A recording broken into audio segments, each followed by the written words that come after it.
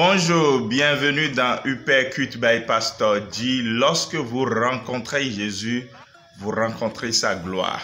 Nous demeurons cette fois-ci dans notre texte de Jean chapitre 5, du verset 1 au verset 8, où il est écrit au verset 2, où il est écrit au verset 6, Jésus l'ayant vu coucher, et sachant qu'il était malade depuis très longtemps, lui dit, « Veux-tu être guéri ?» Lorsque vous rencontrez Jésus, vous rencontrez sa gloire.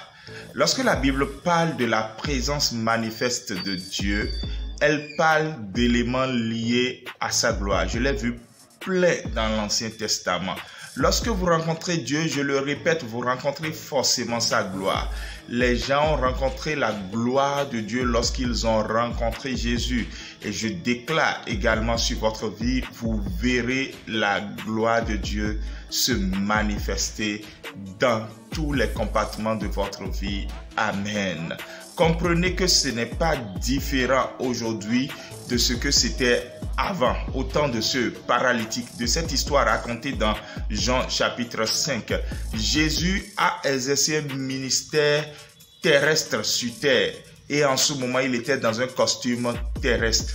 Et aujourd'hui Jésus n'est plus dans ce costume terrestre, c'est un Jésus glorifié. Donc comprenez que lorsqu'il agit aujourd'hui, il agit avec une gloire qui est sans pareil. Il fait même au-delà de ce que nous lisons qu'il avait fait dans la Bible.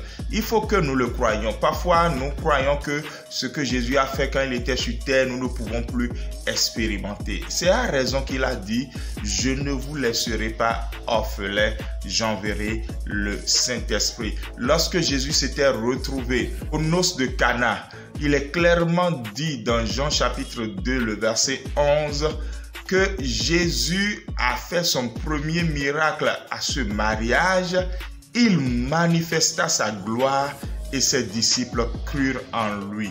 Je sais que le Seigneur se servira de ta vie, se servira de ton service, se servira de ton engagement, de ton ministère et sa gloire éclatera et les gens croiront en lui.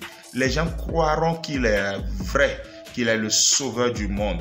Je prie qu'il en soit ainsi pendant que tu sers le Seigneur et que toi-même tu vives et expérimentes sa gloire. Amen. Le cœur de Dieu, c'est de demeurer avec son peuple. Et aujourd'hui, je voudrais vous quitter en disant ceci. Dieu veut demeurer avec vous. C'est pour ça qu'il est Emmanuel. Il ne veut pas partir loin de vous. C'est à chacun d'entre nous de soupirer, à le garder comme Emmanuel. Il est en nous par son esprit. Mais que faisons-nous de cet esprit? Lui faisons-nous une habitation où il se sent à l'aise pour vivre, œuvrer et manifester Christ? Que le Seigneur nous aide chacun et que nous puissions marcher dans sa gloire. Amen. Shalom et à demain.